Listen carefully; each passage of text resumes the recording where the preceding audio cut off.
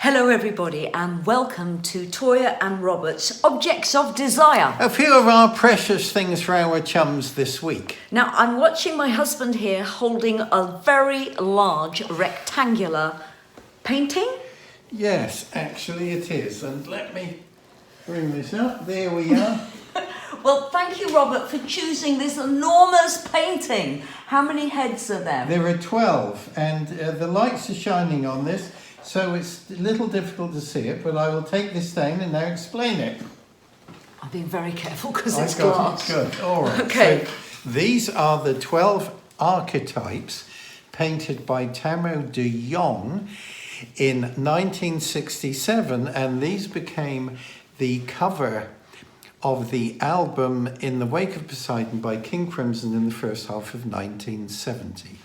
These are the 12 archetypes, and if you've like to go online, you will find lots of information about this. We're going to take a picture of it. The picture is coming up now. All right. Now, there's one point about this. With the King Crimson various re-releases, what we do is go back to the original artwork and scan it and present it new and fresh with the re-releases. However, with this particular artwork, it was hung in the light in E.G.'s offices. No. And completely lost all its colour, so we have been unable to use this for any modern reproduction. You're really brilliant painting restorer. Could she bring it back to its original depth of colour? I think it's unlikely at this point. It's gone too far. As an aside, with another precious object we're not showing this week, the original King Crimson artwork, the Screaming Face. Which is in a cellar in the dark. Yes, being protected. That one was hanging in bright light in the E.G.'s office at 63A Kings Road, being bleached. And I said, if that stays there in light any longer, I will remove it. And it remained there without any intention to protect it, so I took it and carried it away, and I still protect it. Goodness! Now, I find that all my artwork in London, because I have a London home, that fades, and it fades really quickly. And I don't know why London has this effect on colour. We don't get it here so much. We live 130 miles away from London.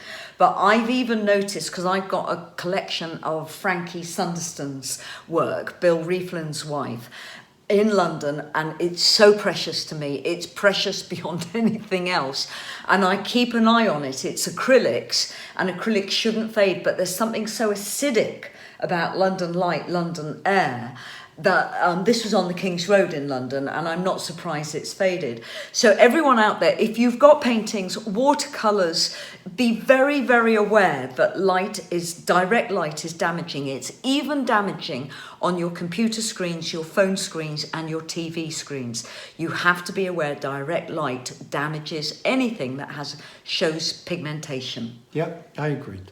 Now, I know this is a complex philosophy, the 12 archetypes, but there must be millions of archetypes in the world.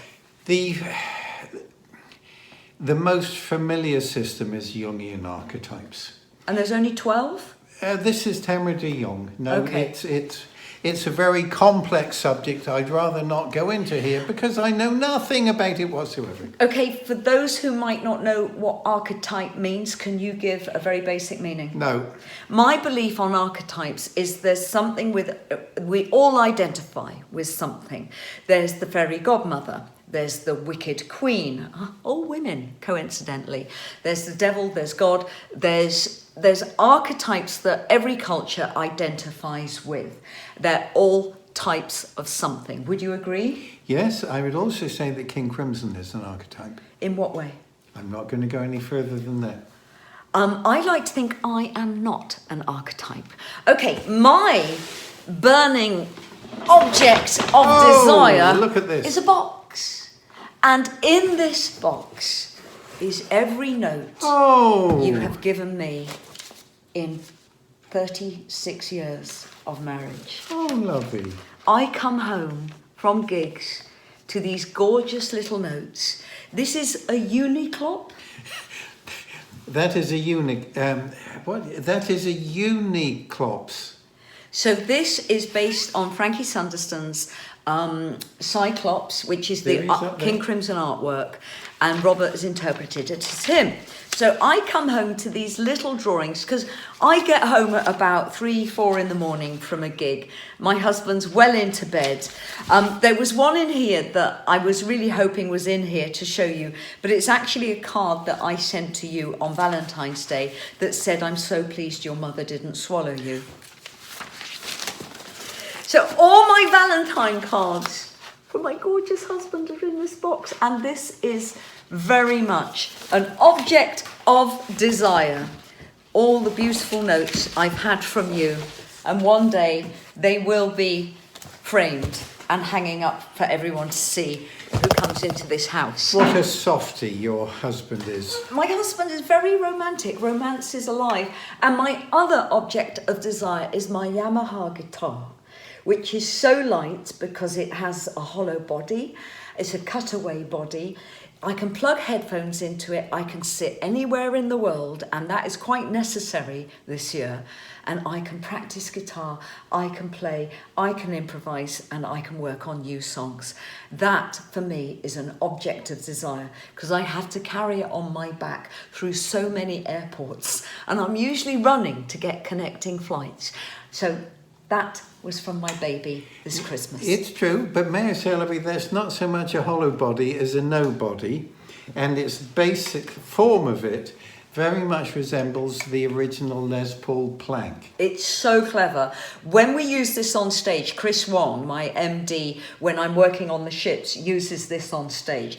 And the sound technicians on the big ships, who are brilliant technicians, are blown away by this because you can replicate so many sounds. The accuracy of sounds is absolutely incredible. You just have to be a little careful with what strings you use because if you need a deeper timbre, you're going to have to go for a heavier gauge. But this, it's just a beauty. It's an absolute design of genius. So that is my object of desire, along with my notes from my beautiful husband. So everyone, tomorrow we have for you a completely crazy Sunday lunch. You're going to see Robert in a way you have never seen him before. We hope you're all safe, you are well, and your life is getting back to what you want it to be. Lots of love from Robert. And from Toyah. Mwah!